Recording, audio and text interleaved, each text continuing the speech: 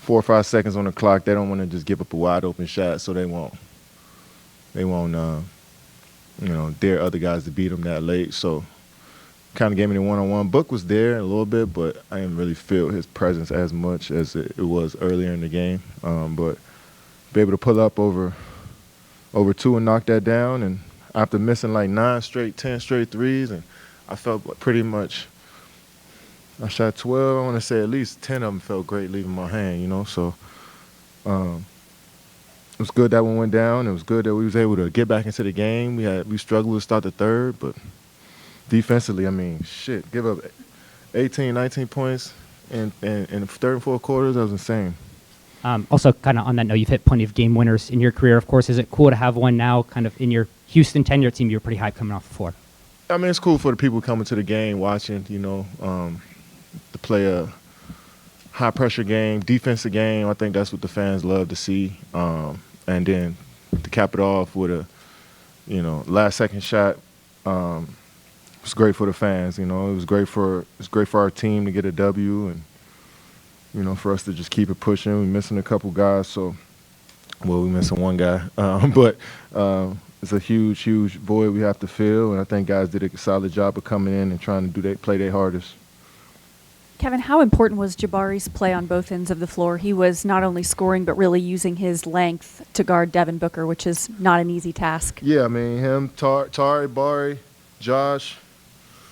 I know Book is a Hall of Famer, and, you need pretty much 2 or 3 guys to guard him at all times, and I think we did a good job of just using our length and making him shoot over us, but also making him see crowds as well. But great players like that, they're going to get their shots off, and I think in the fourth he had some big plays, but we was able to make the last play.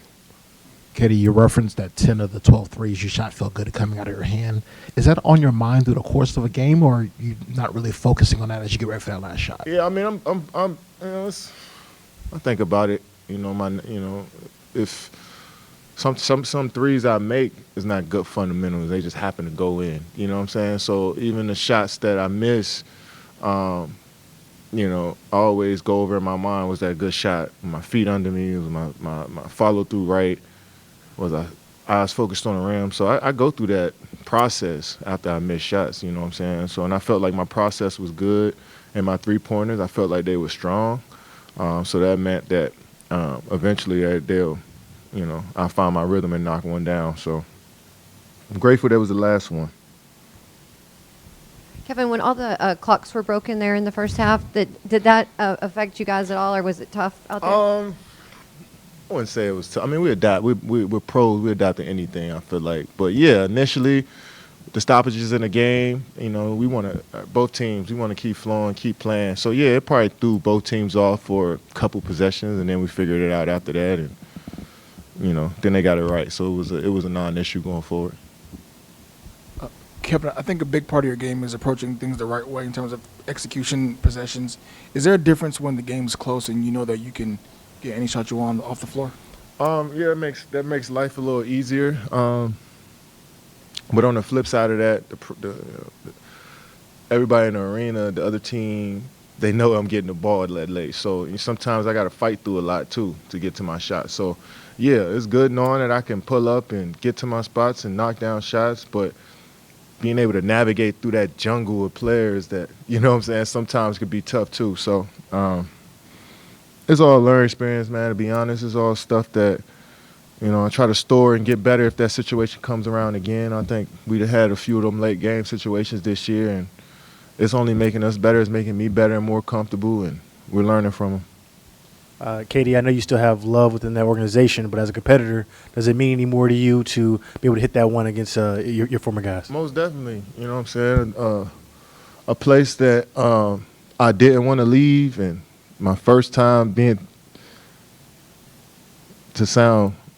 don't want to sound too dramatic, but I will, to be kicked out of a place, you know what I'm saying? And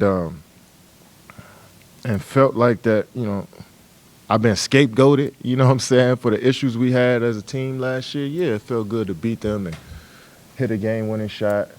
But that's all it is. It's not just for the moment. You know, it's something tomorrow I won't even think about. You know, so it was a fun game. Like I said, of course, yeah, I felt you play with a little chip on your shoulder against your former team, especially when they trade you.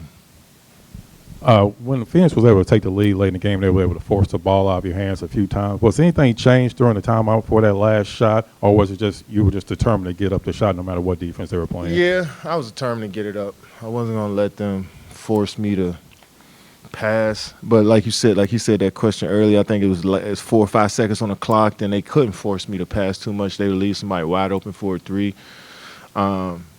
But it's going to happen throughout the rest of the season. Teams are going to try to take the ball out of my hands and make my teammates beat them. What were we? 9 for 37 from the three. We were 10 for 41 from the three last game. We probably last in attempts throughout the season. So to get 39 three-pointers up the last 2 games, that's encouraging. Even though a lot of them were open and a lot of them were in and out. So I feel like the tide's going to start to turn on our three-point shot, but I like the shots that we're generating throughout. Kevin, are you encouraged by the defensive intensity? It seems like it keeps picking up with each game. Yeah, I just rather us in the first quarter to 37 points. You know what I'm saying? With this team who got shooters all around, they shoot a lot of threes. They got penetrators. They got roll man that can play above the rim. That's a great offensive team. So to knuckle down and get into the ball and force bad shots, force turnovers was a good win for us. Kevin, looking at the shot that you did get, that you got to your right hand, I was just curious, once you got to the right hand, was it like this is going up? I just knew it was going up when I came out the huddle. I just wanted to, we were a tired game, you know what I'm saying? It was, and I knew the play coach set up that it would be tough for them to run and jump me and double team me. So yeah, of course I just wanted to get a shot up and not rush it and follow through and focus on my fundamentals and not worry about nothing else, and was able to go down for me. With the Suns the last few years and now here in the trade and so much has happened since then, how are you weighing the emotions of that shot knowing it was coming against them?